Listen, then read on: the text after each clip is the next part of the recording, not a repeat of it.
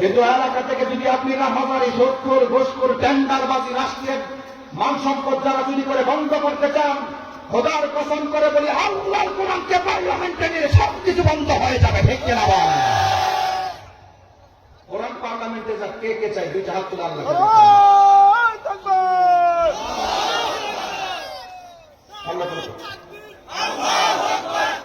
আল্লাহ তাআলা কবুল করুন, আমিন।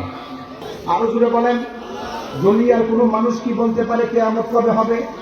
আরো জোরে বলেন, কিয়ামত কবে হবে জানেন কে? আল্লাহ।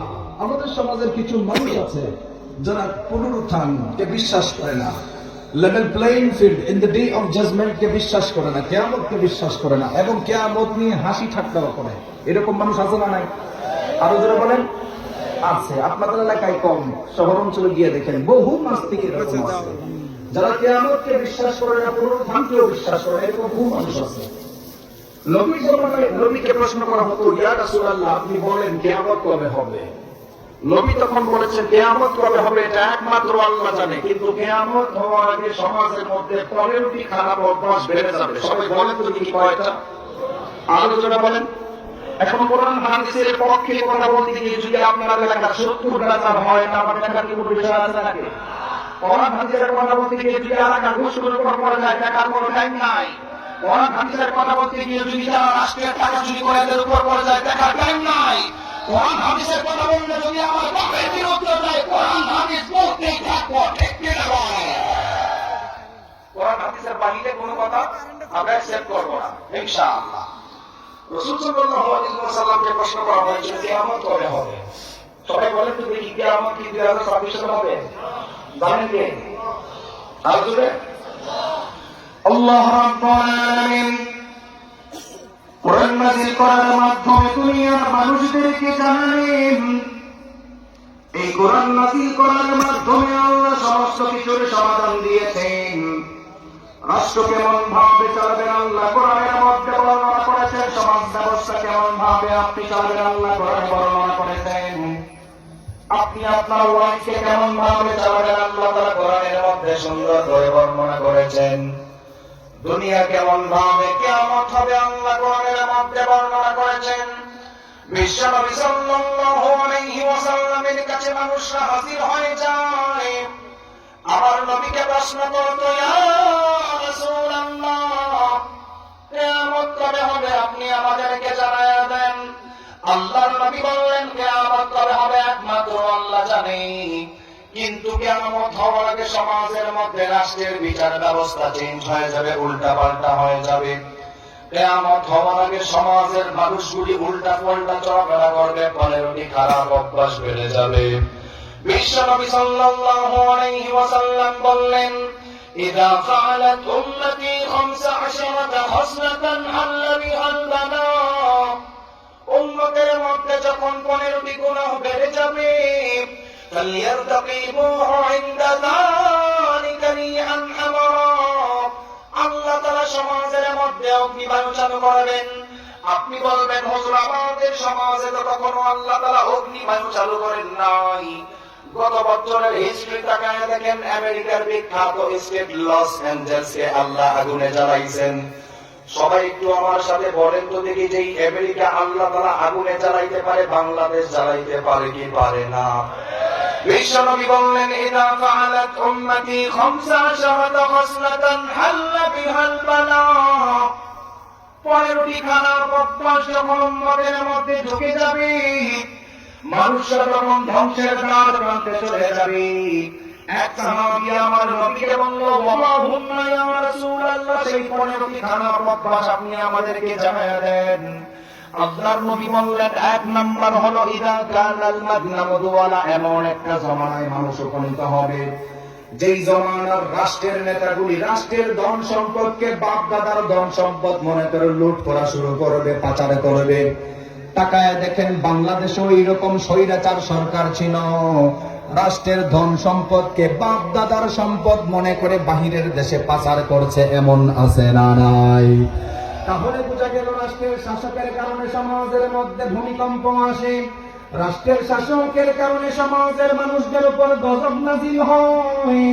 আল্লাহর নবী বললেন, ইযা কানাল মুদওয়ালা, এমন একটা জামানার মধ্যে মানুষগুলি পড়ে যাবা, শুনে নাও, যেই জামানার নেতাগুলি হবে এলাকার চোর বাটপার সুদখোর ঘুষখোর।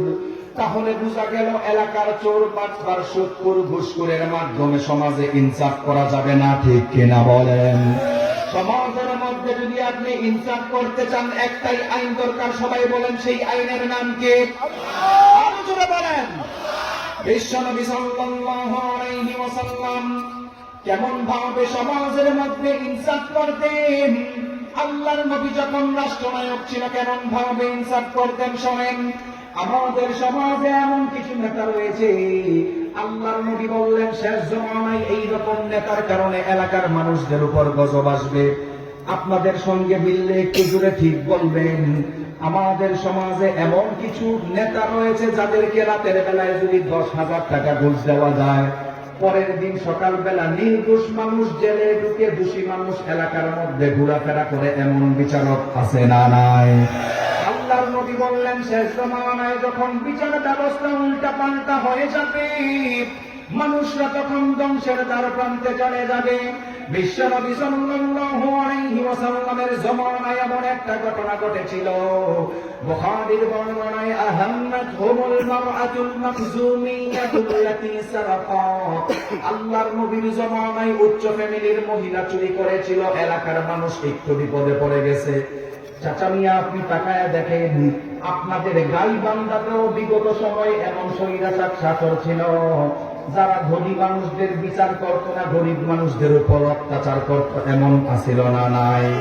আপনার সমাজে এমন না থাকতে পারে, বাংলাদেশে অভাব নাই, ধনী মানুষদের বিচার করতে চাইতো না, গরিব মানুষদের উপর জুলুম করতো, এইরকম আছিল না নাই? আল্লাহর নবীর জামানায় এরকম করছেন, বলছেন আলিয়ার সাথে ওহো ইনদা দাখলিকারি আনহামা হাসরান আও মাসরান, মানুষদের চেহারা উল্টা পাল্টা বিকৃত হবে। আপনি বলবেন হুজুর মানুষের চেহারা বিকৃত হয় কেমনে? মানুষ এখন আর মানুষ থাকতে চায় না, মানুষ নিজেই জানোয়ার বলে যাচ্ছে, ঠিক কিনা বলেন? এই যে আমার ড্রাইভার সাহেব এখানে আছে বসা, আপনাদের এখানে আসার আগে গতকালকে কুমিল্লা ব্রিজ বরাবর উঠার পরে ঢাকা কুমিল্লা মানুষ মেরে ফেলা গেছে, নিজে চলে দিতে আসছে। আপনি বুঝতে পারতেছেন আমাদের সমাজ ব্যবস্থা কই গেছে? মানুষের জানের নিরাপত্তা নাই, কিন্তু কোর্টটাই করে দেশের রাষ্ট্রের টাকা চুরি করে বাইরে গেছে, এদের বিচার করতে পারে না, ঠিক কিনা বলে? নবীর জমানায় এরকম ঘটনা করছিল, উচ্চ ফ্যামিলির মহিলা চুরি করছে, এলাকার মানুষ একটু দ্বিধাদ্বন্দ্ব করে গেছে। সে তো আপনাদের এলাকায় এই কথা আছে কিনা আমি জানি না, চৌধুরী সাহেবের বংশধর কেউ অন্যায় করলে তার বিচার করা যাবে না, আছে এরকম কোন ট্রেডিশন? আমার কথা বুঝেন তো আপনারা? মানে বড় ফ্যামিলি চুরি করে বিচার করে না। নবীর জমানায় এরকম একটা ঘটনা করছে, ওই এলাকার উচ্চ ফ্যামিলির মহিলা চুরি করছে, এলাকার মানুষ চ্যাম্পিয়ন করছে। নবী তো এমন ইনসাফ ওয়ালা নবী, ওনার কাছে গেলেই চুরির হাত কেটে দিলেন, ঠিক কিনা বলেন? বিশ্ব নবীর জামানায় যখন এমন ঘটনা ঘটল, এলাকার মানুষ চিন্তায় পড়ে গেল, এলাকার মানুষরা বুঝে উঠতে পারেন নাই। হাদিসের মধ্যে আসছেন, মাইয়ুকাল্লিমু রাসূলুল্লাহি সাল্লাল্লাহু আলাইহি ওয়াসাল্লাম, কে আল্লাহর নবীর কাছে এই ঘটনাটা বর্ণনা করবে? আপনি জানলে অবাক হবেন, আল্লাহর নবী ওই জমানায় একজন সাহাবীকে অধিক ভালোবাসতেন। বুখারীর বর্ণনায় আসছেন, ওয়া মাইয়াজতাবিউ আলাইহি ইল্লা উসামা ইবনে যায়েদ হিব্বু রাসূলিল্লাহ। আল্লাহর নবী ওই জমানায় উসামা রাদিয়াল্লাহু তাআলা আনহুকে অনেক ভালোবাসতেন। এলাকার মানুষ চুরির ঘটনাটা উসামার কাছে বর্ণনা করলেন, দয়া করে বলো একটু, নবী যেন বিচারটা একটু সংশোধন করে দেয়।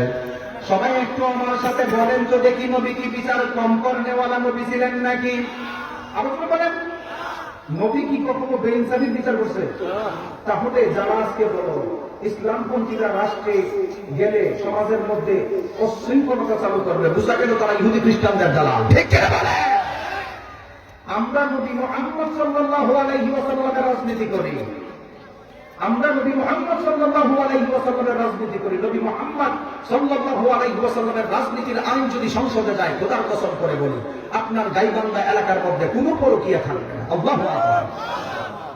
বিশ্ব নবীর কাছে যখন উসামা রাদিয়াল্লাহু তাআলা আনহু হাজির হয়ে গেল, ফাকাল্লামা রাসূলুল্লাহি সাল্লাল্লাহু আলাইহি ওয়াসাল্লাম, উসামা রাদিয়াল্লাহু তাআলা আনহু নবীর কাছে পুরো ঘটনা বর্ণনা করলেন। ওগো আল্লাহর নবী, এলাকার উচ্চ ফ্যামিলির মানুষ চুরি করেছে, আপনি যদি ইনসাফের সঙ্গে তার বিচার করেন তাহলে তার ফ্যামিলির উপর দাগ লেগে যাবে। এলাকার মানুষের কথাগুলি যখন নবীর কাছে বলা হলো, আল্লাহর নবী সঙ্গে সঙ্গে রাগান্বিত হয়ে গেলেন। আমার নবী বললেন, আতাশফাউ ফি হাদ্দিন মিন হুদুদিল্লাহ, ও উসামা, আল্লাহর আইনের ব্যাপারে কি তুমি আমার কাছে কথা বলতে আসছো নাকি? আমার নবী এমন সময় রাগান্বিত হয়ে কথা দাঁড়ায় গেল। আমার নবী বলল, আইয়ুহান নাস, এলাকার মানুষ দিনের কান লাগায় শোনে নাও, ইন্নামা কাল্লা মান কানা ক্বাবলাকুম, তোমাদের পূর্বের মানুষ ধ্বংস হওয়ার অন্যতম কারণ হলো ইদা সারাকা শরীফ তারাফুহু, যখন উচ্চ ফ্যামিলির মানুষরা অন্যায় করত তাদেরকে ছেড়ে দিত, ওয়া ইদা সারাকা দাঈফ ফীহিম আকামু আলাইহিল হাদ্দা, যখন দুর্বল ফ্যামিলির মানুষরা অন্যায় করত তাদের বিচার করত, অর্থাৎ বিচার করত ঠিক আছে, এক চোখে তেল আর এক চোখে পানি দিয়ে বিচার করার কারণে সমাজের মধ্যে বেশি গজব নাজিল হয়। আমার নবী ওই সময় দাঁড়ায় অবস্থায় রাগান্বিত হয়ে গেলেন।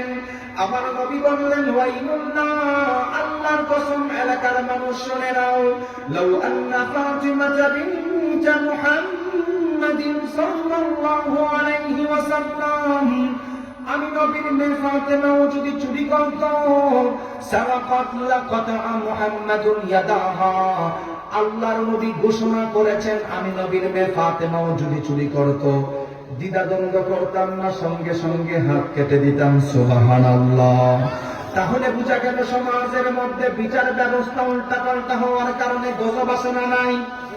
আরো গুলো বলেন। তাহলে বোঝা গেল বিগত সময় বাংলাদেশে যত গজব আসছে, ভাই সাউন্ড একটা রাখেন না ভাই, শুধু আমি বলি মনিটর বক্স প্যান্ডেলে শুধু কম দিব আর কিছু ক্লিয়ার থাকে। তাহলে বোঝা গেল বিগত সরকারের সময় জুলুম হওয়ার কারণে বাংলাদেশে বিভিন্ন সময় গজব আসছে, ঠিক কিনা বলেন? গজব আসে কার কারণে? মানুষের কারণে। কার কারণে? সবাই বলেন। অথচ তাকায় দেখেন আমাদের সমাজে যারা কোরআনের কথা বলতো, ইসলামের কথা বলতো, মানুষগুলি তাদেরকে জেলের মধ্যে ঢুকাইয়া জঙ্গিবাদ ট্যাগ লাগাইছে, ঠিক কিনা বলেন? মানুষরা যারা কোরআনের কথা বলতো, মানুষরা যারা মাদ্রাসা শিক্ষার কথাগুলি বর্ণনা করত, উলামায়ে কেরামদেরকে জেলের মধ্যে ঢুকাইয়া অত্যাচার করেছে, আল্লামা বাবু নরগুলিকে তারা পঙ্গু বানায়া হত্যা করেছে। শেষ মুহূর্তে আমাদের হৃদয়ের স্পন্দন আল্লামা দেলোয়ার হোসেন সাঈদী রাহমাতুল্লাহি আলাইহি 13 বছর জেলের মধ্যে ঢুকাইয়া লাস্ট মুহূর্তে ইনজেকশন দিয়ে মারছেন। আল্লাহর গজবের কারণে বাংলার জমিনে তাদের ঠাঁই হয় নাই, ঠিক কিনা? মনে রাখবেন, যারা কোরআনের কথা বলে, যারা কোরআনের কথা বলে তারা আল্লাহওয়ালা, আর কিছু কিছু নাফরমান কুলাঙ্গার রয়েছে। আমরা যারা কোরআনের কথা বলি আমাদেরকে জঙ্গিবাদ বলে ট্যাগ দেয়, এমন আছে না নাই? যারা দিবসে জামিন যায় লড়ে যায় দিন কায়েমের তরে, তুমি তাদেরকে জঙ্গি বলো বাতিলের সুর ধরে, ফতোয়া দিয়ে অন্যার মাঝে বিভক্তি শুধু বাড়াও, নিজেকে ভাবো হক বাকিরা ভুলে নীতিটা ছড়াও, তুমি ভাঙনের খেলা খেলতে জানো, গড়তে জানো না, খোদার রজ্জ আঁকড়ে ধরে বাঁচতে জানো না।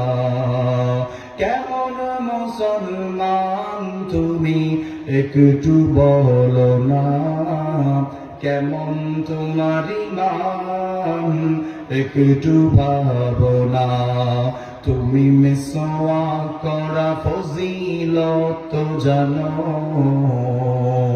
কথা বলার আগে তুমি সালাম দেওয়া মানো, শুধু হক কথাটা উচ্চ স্বরে বলতে পারো না, অন্যায় দেখে বারুদ হয়ে জ্বলতে পারো না,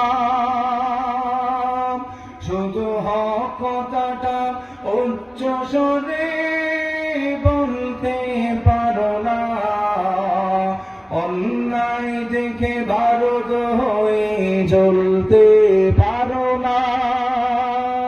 কেমন মুসলমান তুমি একটু বলো না, কেমন তোমার ঈমান একটু ভাবো না।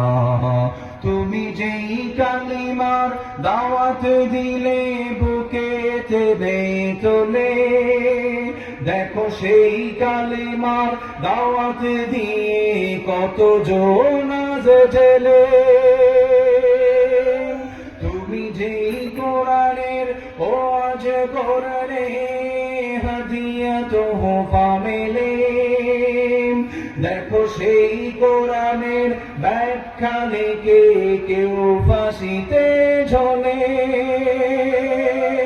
তুমি দুনিয়ার মোহে জীবনের মায়া ছাড়তে পারো না, প্রভুর রাহে প্রাণ বিলিয়ে দিতে জানো না। কেমন মুসলমান তুমি একটু বলো না, কেমন তোমার ঈমান একটু ভাবো না। ঠিক না বলেন?